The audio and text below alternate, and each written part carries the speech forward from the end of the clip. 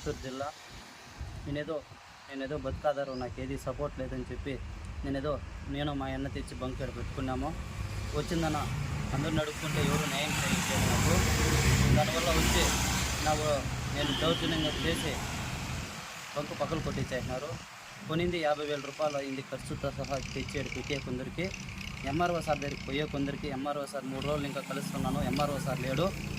MRO sir దగ్గరికి పోదామంటే కూడా ఎంఆర్ఓ సార్ నాకు దొరకట్లేదు.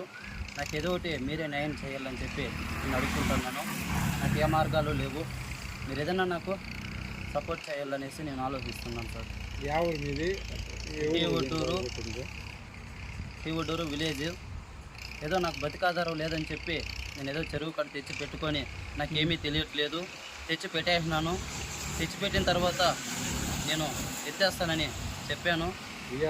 విఆర్ఓ గోవింద్ సార్ వచ్చిందనో నాకు తెలియకుండా నేను పోయి బండి పిలుచుకొస్తానని చెప్పే కొందరికి నేను పోయి వచ్చేలాగా బండి పెట్టిన బండితో దొబ్బిచ్చేసినాడు సార్. నాకు మీరే న్యాయం చేయాలనేసి నేను అడుగుతున్నాను సార్. 50,000 రూపాయలు సార్ బంకు ఇచ్చినాము. వాళ్ళు వండుకొని విఆర్ఓతో మాట్లాడమని చెప్పారు.